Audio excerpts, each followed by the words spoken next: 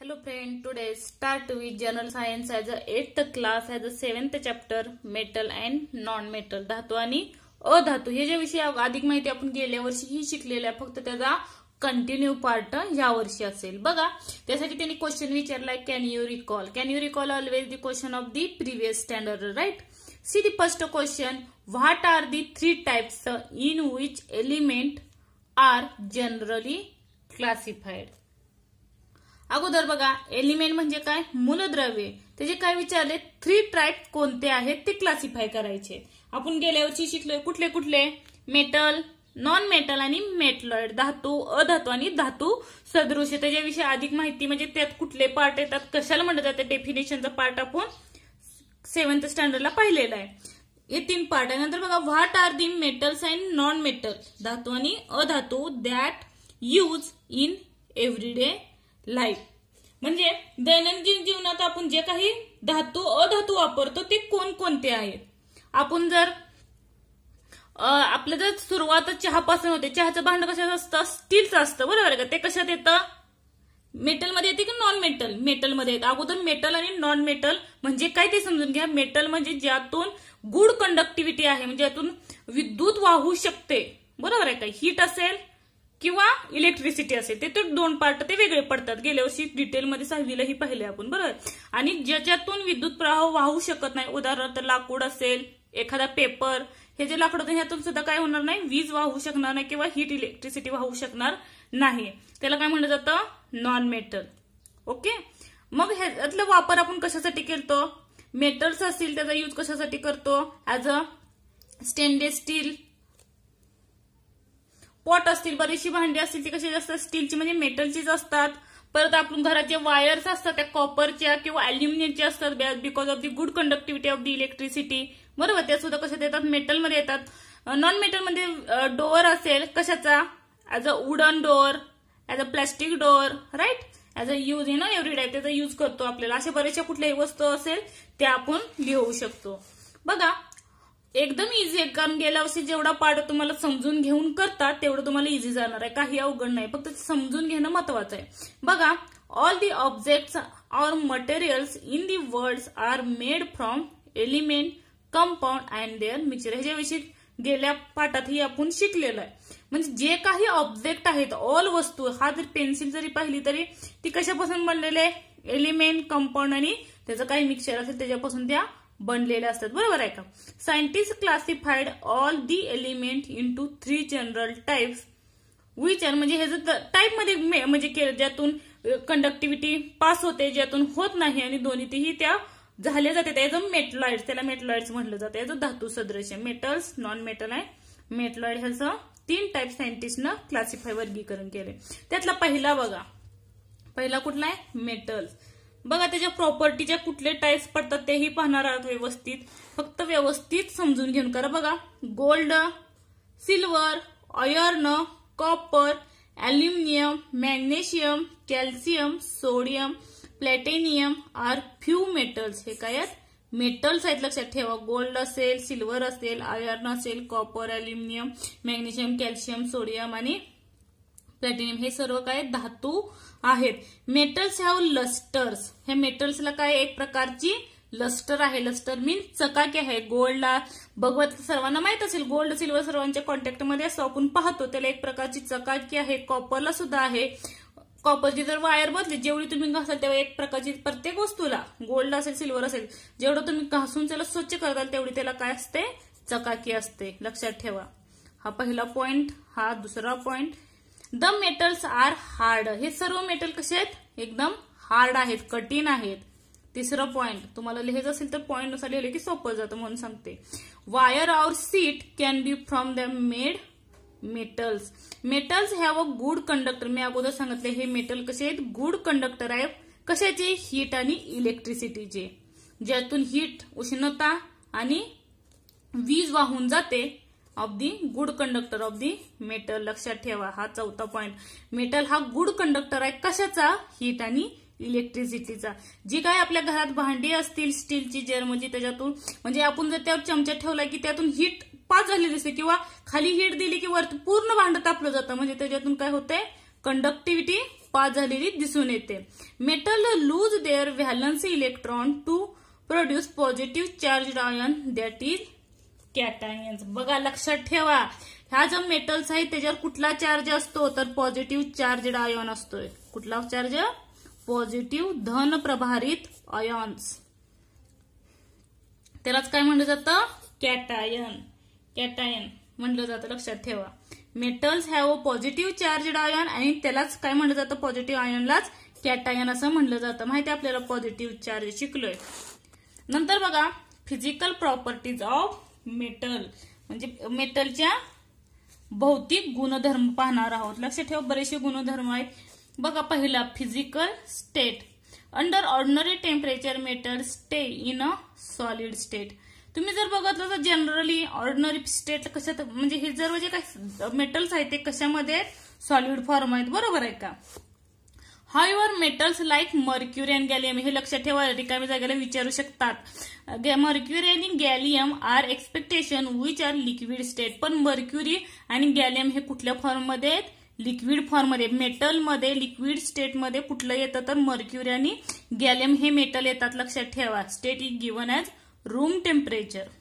Room टेम्परेचरला हे विचारलं जातं. कुठलंही एक तुम्हाला ऑप्शन देतील, पुढं असेल तुम्ही 10वीला गेला तरी ते विचारू शकतात. लक्षात ठेवा. आता नंतर बघा can you recall. Can you recall म्हणजे काय? थोडे आठवा ॲज अ प्रिव्हियस स्टँडर्ड. बघा you might have seen a doctor's pressure gauges to measure blood pressure during your visit to the dispensary occupying your relative. In that you might have seen a grey colored liquid in a glass tube. What is the metal? म्हणजे तुमच्या नातेवाईकासोबत एखाद्या दवाखान्यात तुम्ही गेला, कुठल्याही तुम्ही जर हॉस्पिटलला भेट दिला, त्या भेट देताना काय आपण ब्लड प्रेशर मध्ये तुम्हाला मराठी इंग्लिश मधून समजेल, मराठीमध्ये म्हणलं तर त्याला रक्तदाब म्हणलं जातं, बरोबर. रक्तदाब म्हणजे ब्लड प्रेशर. तुम्ही जेव्हा चेक करायला जाता तेव्हा तुम्हाला काचेची नाही एक राखाडी कलरचा काय दिसतोय? द्रव दिसतोय. तो कोणता धातू आहे असे विचारलंय त्याने. म्हणजे त्याच्यावरून तुम्ही जरी तुमच्या शाळेत जर प्रयोगशाळा असेल त्या प्रयोगशाळेत सुद्धा मर्क्युरी असते, त्या सुद्धा तुम्ही चेक करू शकता. ते कुठलं मेटल असतं तर मर्क्युरी. लक्षात ठेवा.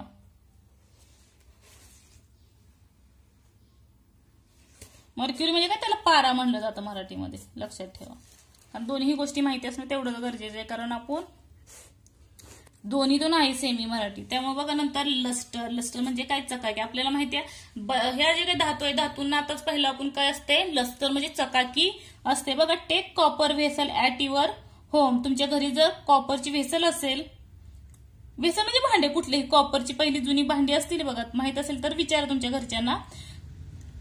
Your home scrub them with lemon और रायझिन्स विथ वॉटर. लेमन करा तो, किंवा टोमॅटो असेल, टोमॅटो जे आंबट वस्तू आहे ने, जेव्हा तुम्ही रब कराल, रब म्हणजे काय? घासाल ते भांडी कॉपरची, कॉपर व्हेसलची. पूर्वी कॉपरचीच भांडी वापरली जायची. जर घासला तर तुम्हाला काय दिसेल तर एक प्रकारची लस्टर म्हणजे चकाकी दिसून येईल. नक्की करून पहा. लेमन वापरा, कोणतीही तुम्ही लिंबूवर्गीय पदार्थ वापरून पाहू शकता. फक्त इथे लेमन आणि रायझिन्स त्यांनी वापरले, बरोबर आहे का? आणि observe the lustre before and after cleaning. अगोदर आणि नंतर मध्ये तुम्हाला काय फरक दिसेल हे काय करा? निरीक्षण करा. काय दिसून येईल? अगोदर म्हणजे चकाकी एवढी दिसणार नाही, धूळ बसलेली असेल, पण ते धुतल्यानंतर रब केल्यानंतर एखाद्या लिंबूवर्गीय पदार्थाने ॲज अ लेमन, तर तुम्हाला काय दिसेल? एक प्रकारचं लस्टर निर्माण झालेलं दिसून येईल. Light gets reflected from the clean and freshly cut surface of metal and metals look lustres. म्हणजे त्याला एक प्रकारची चकाकी निर्माण झालेली आपल्याला काय होईल? दिसून येईल. नंतर बघा हार्डनेस. आपण पाहिलं मेटलला काय? हार्डनेसपणा आहे, कठीणपणा. Generally metals are hard. Generally बघत तर मेटल कसे आहेत? हार्ड आहेत, नॉट सॉफ्ट. ते सॉफ्ट नाहीत, मऊ नाही. एक्सपेक्टेशन बघा पण त्याला अपवाद आहेत. काय? सोडियम आणि potassium are soft, can be easily cut by knife. बघा विचारलं जातं तुम्हाला मेटल्स मध्ये इझिली कट होणारे मेटल्स कोणते? तर सोडियम आणि पोटॅशियम. Na आणि K हे शॉर्ट फॉर्म आहेत. सोडियम मीन्स Na आणि पोटॅशियम मीन्स K. ते कसे? सॉफ्ट आहेत. नंतर बघा डक्टिलिटी म्हणजे काय? तन्यता. हे सुद्धा पॉइंट बरेचसे झाले तुम्हाला, 6th स्टँडर्डचं बुक पाहिलं तरी आहे तुम्हाला बघा. डक्टिलिटी. हॅव यू इव्हर गोन टू गोल्ड स्मिथ शॉप? तुम्ही कधी गोल्ड स्मिथच्या म्हणजे काय म्हणतात सोनाराच्या दुकानात गेला आहे का? शॉपमध्ये जाणारच. Have you seen the gold Smith making a wire of gold और सिल्वर? म्हणजे तो वायर कशी बनवते हे तुम्ही पाहिलं आहे का goldsmith? Where a metals is pulled through a hole its wire is from this property of metal is called ductility. म्हणजे ते काही ताणून जे काही वायर बनवली जाते त्याला काय म्हणलं जातं? डक्टिलिटी. लक्षात ठेवा, आपल्याला ह्याची व्याख्या 6वीला झालेली आहे 6th स्टँडर्डला. नंतर मेलेबिलिटी. मेलेबिलिटी म्हणजे काय? वर्धनता. बघा, take and iron nail. Iron nail माहित असेल म्हणजे खिळा. Place it on a platform and keep a hammering it. हा सुद्धा तुम्हाला झालेला आहे. मग काय करायचं? खिळा घ्यायचा. थांबा दाखवते 1 मिनिट. 6th स्टँडर्डचं बुक असेल तर काय करायचं? खिळा घ्यायचा. हा समजा खिळा आहे आणि खिळ्यावर काय करायचा? सतत हॅमरिंग करायचं. हातोड्यानं काय करायचं? हाणायचं. After some times you will see a thin sheet forming. त्याच्यापासून आपल्याला काय निर्माण झालेलं दिसून?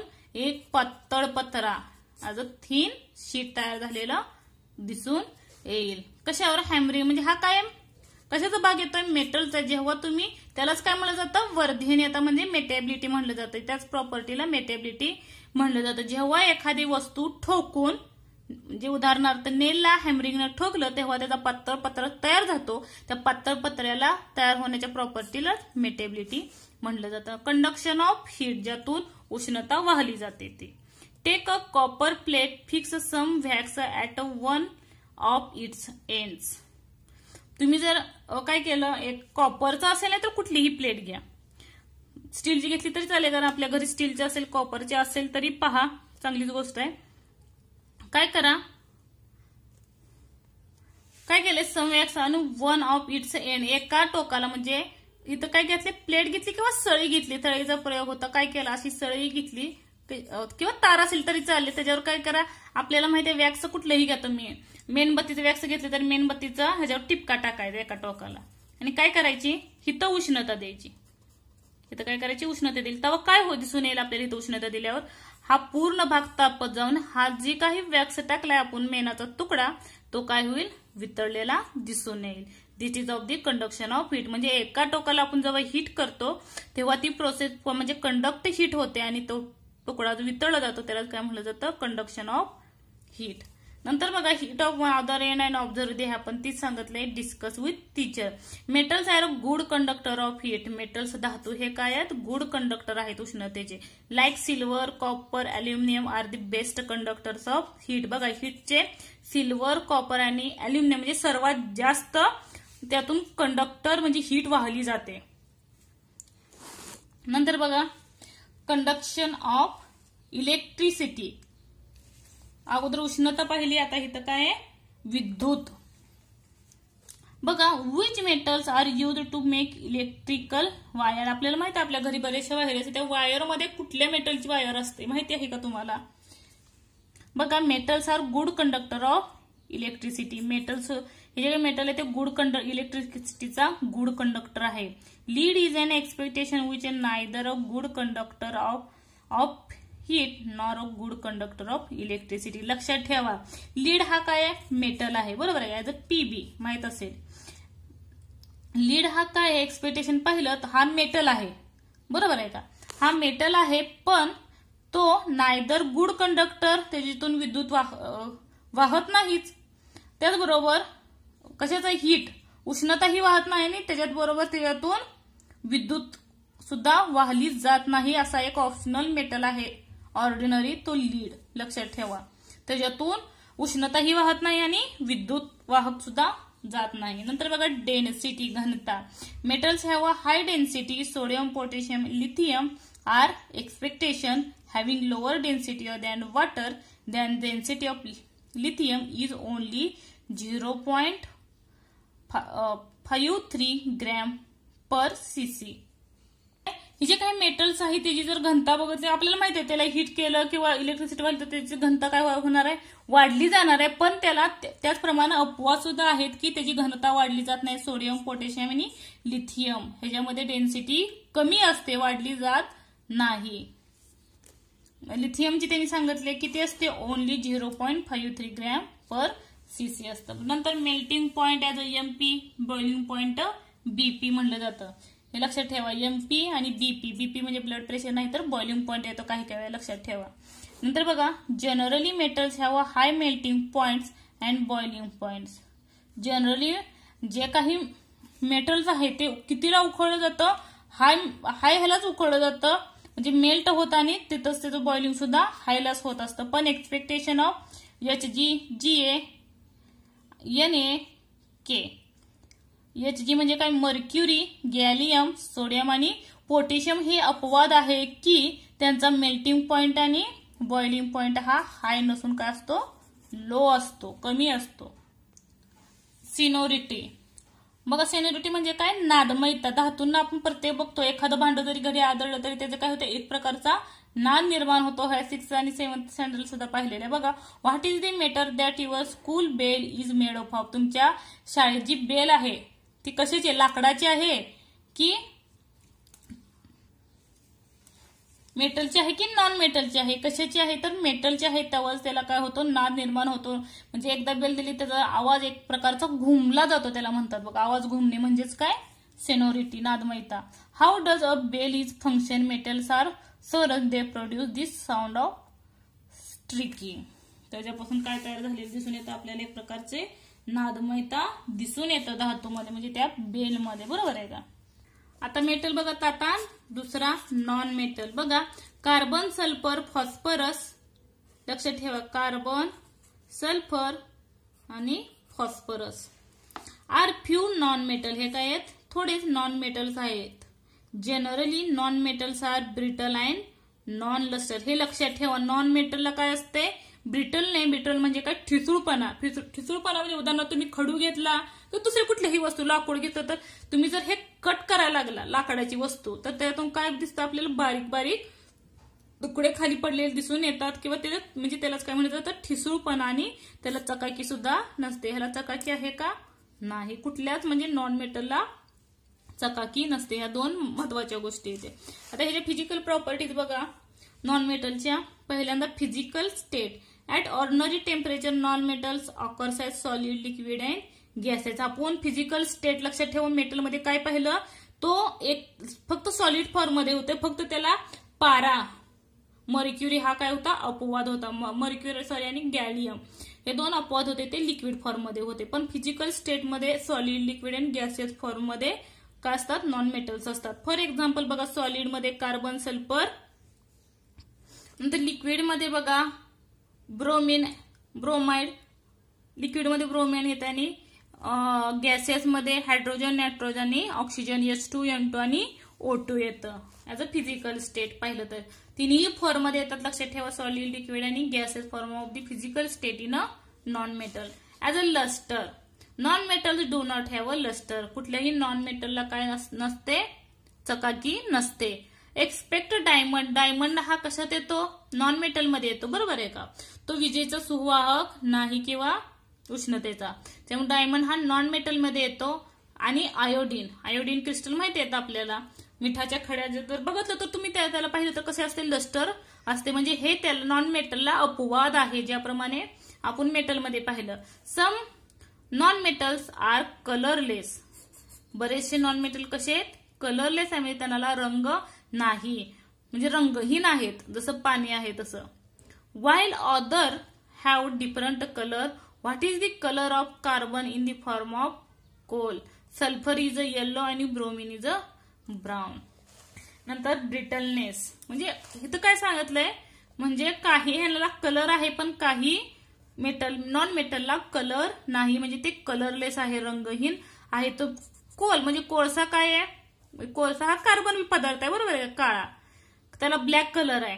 म्हणजे तो कुठल्या फॉर्म मध्ये आहे, नॉन मेटल आहे. त्याच्यातून विद्युत वाहक जाते का, नाही जात. आणि सल्फर हा सुद्धा काय नॉन मेटल आहे, पण तो येलो कलर आहे. ब्रोमीन सुद्धा ब्राऊन कलर मध्ये येतो. म्हणजे काही नॉन मेटलला कलर आहे आणि काहींना नाही हे सांगितलंय. नंतर बघा ब्रिटलनेस. ब्रिटलनेस म्हणजे काय? ठिसूळपणा. Take a coal and hammer it. कोळसा घ्यायचा आणि त्याच्यावर हाणायचं. काय दिसून येईल? त्याचे छोटे छोटे तुकडे झालेले दिसून येईल. आपण पाठीमाग बघितलं होतं कशामध्ये? हार्डनेस पण. तर आपण ठोकले एखाद्या नेलला किंवा वर्धेने तर डक्टिलिटीमध्ये पाहिजे तर त्याचा एक पत्रा तयार होतो. ह्याचा पत्रा तयार होत नाही, काही तयार होत नाही. तर त्याचं काय होतं? छोटे छोटे एलिमेंट्स म्हणजे मूलद्रव्यात रूपांतर झालेलं दिसून येतं बिकॉज ऑफ दी ब्रिटलनेस. ठिसूळपणा आहे. कशाला? As a non metal. हा तिसरा प्रॉपर्टीज आहे नॉन मेटलची. See what happens to it. काय दिसून येतं? Solid non metals are brittle. जे काही सॉलिड फॉर्म मध्ये नॉन मेटल्स आहेत, उदाहरणार्थ अजून वुडन घेता येईल, चॉक घेता येईल. चॉक सुद्धा कशात येतं? नॉन मेटल मध्ये येतं, ज्यातून गुड कंडक्टर नाही ज्याचा. Some non metals are soft. काही नॉन मेटल आहे ते सॉफ्ट आहेत. Diamonds are allotropes of carbon is a expectation which are hardest natural substance. फक्त त्याला डायमंड हा काय अपवाद आहे, तो कसा आहे? हार्ड आहे. नाही तर सर्व जे काही हे आहेत काय ते नॉन मेटल्स आहेत ते कसे आहेत? सॉफ्ट आहेत. फक्त डायमंड त्याला अपवाद आहे. कन्फ्युजन होतं बघा प्रत्येक वेळेला. डायमंड हा आपल्याला माहिती आहे कठीण आहे, सर्वांना माहिती आहे, तो इझिली हॅमरनं हाणलं तरी तुटणारा नाही. नंतर डक्टिलिटी आणि मेटेबिलिटी. तन्यता आणि वर्धनीयता. Non metals are neither ductile or malleable. म्हणजे त्याच्यात वर्धनीयताही नाही आणि तन्यताही नाही, कारण ते ठिसूळ आहेत. आताच पाहिलं ब्रिटलनेस. नंतर बघा conduction of heat and electricity. बघा non metals are the bad conductor of heat and electricity. अगोदर माहितीये आपल्याला की नॉन मेटल हे काय? बॅड कंडक्टर आहे. म्हणजे त्याच्यातून विद्युत वाहक जात नाही किंवा उष्णता वाहली जात नाही. Expect graphite. बघा पण ग्राफाइट हे त्याला ऑप्शन आहे which is a very good conductor of electricity. लक्षात ठेवा ग्राफाइट हा ऑर्डिनरी आहे की ज्यातून काय वाहली जाते? इलेक्ट्रिसिटी वाहली जाते. नंतर बघा density. Non metals have low density. लक्षात ठेवा नॉन मेटलची डेन्सिटी कशी असते? लो असते.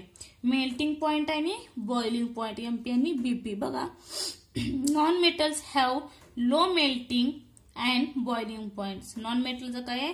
लो मेल्टिंग पॉइंट आणि बॉइलिंग पॉइंट आहे. कुठलंही तुम्ही डिफरन्सिएशन सांगितलं तरी त्याच्यामध्ये काय होतं? मेटलमध्ये हाय होतं, इथं काय येणार आहे? लो.